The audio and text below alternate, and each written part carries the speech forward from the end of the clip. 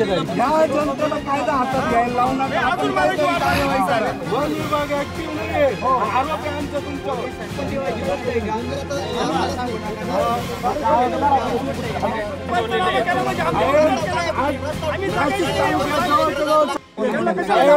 One विभाग active नाहीये. आरोप आहे आमचा तुमच्यावर. डायरेक्ट रिपोर्ट, आमचा पंचनामा रिपोर्ट आणि पोलीस प्रशासन 100% सहकार्य करेल साहेब. तुमच्याकडून अपेक्षा आहे आम्हाला सहकार्याची. ती सगळी प्रोसेस करून घेऊ. साहेब पोलीस ऐका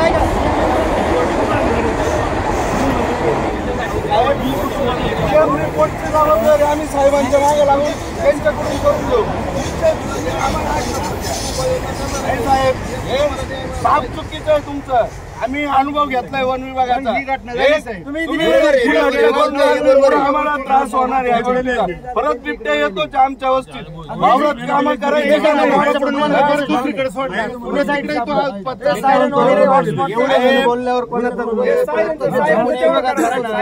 चालू पाहिजे. सरपंच साहेब एक विनंती माझी, अशी घटना घडते तिथे तर ह्या म्हणजे जे काही ऑपरेशन आहे ते चालूच राहतं. वडनेरला पुरं प्रकरण झालं. एप्रिलमध्ये आमच्याकडे अनेक जनावर फाडले, पण शेळी भागाला वेगळा नाही, आम्हाला वेगळा नाही. नाही अजिबात नाही. तुम्हाला तसंच होतंय साहेब.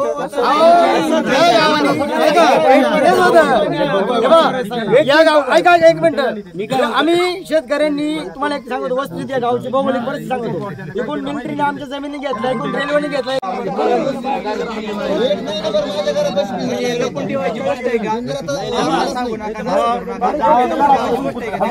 कुत्र मांजर आहे काय तुम्ही म्हणजे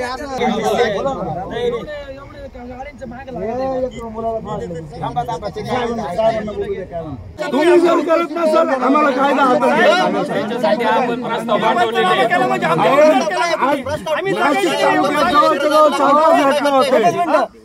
गावाचा रेकॉर्ड पहा तुम्ही. दर महिन्यातून 3-4 प्रकरण आहे आमचे. विचारा पाटील साहेबांना 3-4 प्रकरण आहे का नाही. म्हणजे तुम्हाला लोक अजून भरायची वाट बघायची का साहेब? या जनतेला कायदा हातात घ्यायला लावू नका. आपण काहीतरी कार्यवाही करा. ऐका तुम्ही काय उपाययोजना करणार आहे? तुम्ही कोणी बोलू नका. तुम्ही सांगा. एकच जण बोला. आपल्या सरपंचांना माहिती आहे, आपल्या सगळ्यांना माहिती आहे. याच्या आधी सुद्धा पिंजरे लावून या गावात पिंजरे नकोय साहेब आम्हाला. एक मिनिट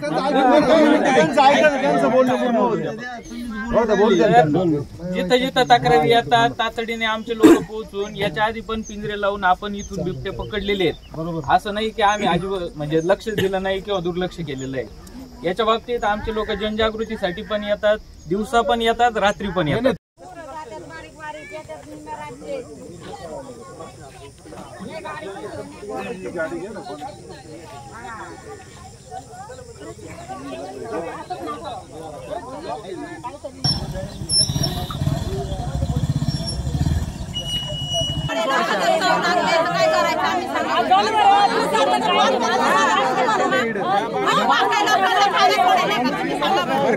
त्याच्यापासून काही हे पण नाही ना. वादन काय हे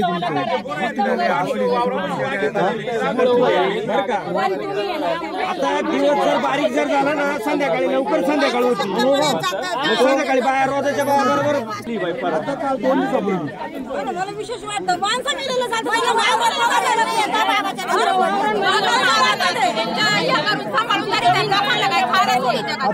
दिवसा 6 वाजता बरं का साहेब 6 वाजता त्यांनी आपल्याला आश्वासन दिलं की शेवटच्या बिबट्या पकडेपर्यंत आम्ही काही मागं हटणार नाही. पण किती गावाला ही घटना व्हायला आज काय करते कुटुंबाला न्याय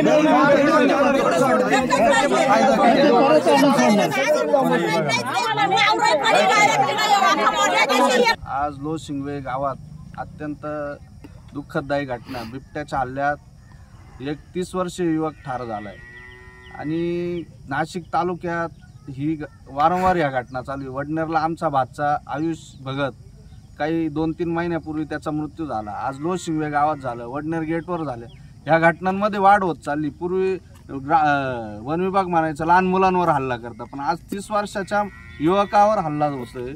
आणि वन विभाग फक्त आम्हाला आश्वासन देत आहे, पूर्ण कधी करता माहीत नाही. पण वन विभागाला एक विनंती, ड्रोनद्वारे सर्वे असेल, त्यांची टीममध्ये मागे एकदा सुरवाडेकर साहेब त्यांचे वरिष्ठ, RFOचे वरिष्ठ, सुमित निर्मळ साहेबांचे वरिष्ठ, त्यांच्याकडे मीटिंग झाली. प्रत्येक गावात त्यांनी टीम नेमायला लावल्या. मानधनावर त्या टीमला नेमायला लावलं, जेणेकरून नाशिकहून त्या वन विभागाच्या अधिकाऱ्यांना यायला वेळ लागतो, तर स्थानिक लेवलला ते हँडल करू शकतात. पण मात्र सुमित निर्मळ साहेबांनी त्याच्यावर कुठली ऍक्शन घेतली नाही. त्याच्यावर वन विभाग कुठेतरी ऍक्टिव्ह होण्याची गरज आहे. आज गावकऱ्यांचा रोष आहे. आज हे लोशिंगवेला झालं, बेलसगावांना होण्याची वाट बघतंय फॉरेस्टला विनंती, ह्या घटना कुठंतरी थांबल्या पाहिजे. वरिष्ठ जसं हरियाणा सरकारने नीलगाई त्रास देत होत्या म्हणून नीलगाई मारायचा निर्णय घेतला, तर महाराष्ट्र सरकारने सुद्धा त्या आज जुन्नर, सातारा, नाशिक भयानक परिस्थिती, पिंजरे बिबटे मोकळे, लोक पिंजऱ्यात आहे अशी परिस्थिती. तरी शासनाने कुठंतरी जर होत नसेल, बिबट्यांच्या संख्येमध्ये वाढ होत असेल, तर कुठेतरी बिबट्या ठार मारण्याची परमिशन ही शासनाने दिली पाहिजे, जेणेकरून शेतकऱ्यांना शेती एक तर त्यांनी इथली परिस्थिती अशी लोशिंगवे गावची एअरफोर्सला जमीन गेली, रेल्वेला जमीन गेली, चारी बाजूनी गाव अडकल्यामुळे कुठेतरी अल्पभूधारक शेतकरी त्याचा उदरनिर्वाह करण्यासाठी त्याला शेती किंवा दुग्ध व्यवसाय याच्या व्यतिरिक्त कुठलंही साधन नाही. जर शेतकऱ्यांनी जर शेतीत जायचं नाही, अधिकारी एसीन पीसी मध्ये, पण इथं शेतकऱ्यांना शेतीन म्हशी हे हाच एक पर्याय आहे. कुठंतरी या गोष्टी थांबण्यासाठी शासनाने, वन विभागाने ठोस निर्णय घ्यावे. अन्यथा असं होत नसेल, विनाकारण नाईलाज असतो कायदा हातात घ्यावा भाग पडेल. आणि जर वन विभागाने जर नरभक्ष बिबट्या ठार केला नाही, तर आम्हाला तो ठार करावा लागेल. हाच इशारा मी आपल्या माध्यमातून शासनाला देऊ शकतो. युवराज जुंद्रे, ग्रामपंचायत सदस्य लोशिंगवे. आज पहाटे काही शेतकरी भाजीपाला कॅम्प मार्केटला भाजीपाला विकून या ठिकाणी घरी जात होते. काही मिलिटरी भरती करता काही तरुण आपल्या व्यायामाकरता जात होते. त्यांची ही घटना पहाटे 5च्या सुमारास लक्षात आली आणि मला त्यांनी कॉल केला. नंतर मी पोलीस स्टेशन, वन विभागाला या सर्वांना कळवलं. तर अक्षरशः खूप भीषण अवस्था होती त्याची. पोटातून सर्व आतडे बाहेर पडलेले होते. चेहरा ओळखीचा वाटत नव्हता. पण थोड्याच वेळात त्याचा भाऊ हा कामावर चालला असताना त्याच्या भावाच्या लक्षात आलं की हा माझा छोटा बंधू आहे. मग त्यांच्या लक्षात आल्यानंतर त्याची ओळख पटली. खूप अशी दुर्दैवी घटना आहे. आणि तुमच्या कसं लक्षात आलं की बिबट्याने का त्याच्या हातापायानं पूर्ण वरखडे ना, नखांचे दातांचे वरखडे, पोट फाडलेले, तोंड फाडलेले, एकदम मांडीला धरलेले, सर्व फाडलेले ना. आमच्या गावात चालूच आहे. गाई असो दर हप्त्याला आठवड्याला काही ना काही चालूच आहे. याच्यावर ठोस उपाययोजना झाली पाहिजे. कायमस्वरूपी हा मार्ग निघाला पाहिजे. आता निर्मळ साहेबांनी आम्हाला दिलंय का शेवटचा बिबट्यापर्यंत पकडेपर्यंत रेस्क्यू हे थांबणार नाही. या ठिकाणी बेशुद्ध करून का होईना, ड्रोनद्वारे का होईना, त्यांना सर्व एक बिबट्या पकडण्यात येईल म्हणून. नाही तर आम्ही बॉडी सुद्धा ताब्यात घेणार नव्हतो. पण साहेबांनी आश्वासन दिल्यानंतर त्या कुटुंबाला न्याय मिळवून देण्याचं आश्वासन दिलं. त्यामुळे आम्ही आता पुढील कारवाईसाठी ती बॉडी सिव्हिलला पाठवत आहोत.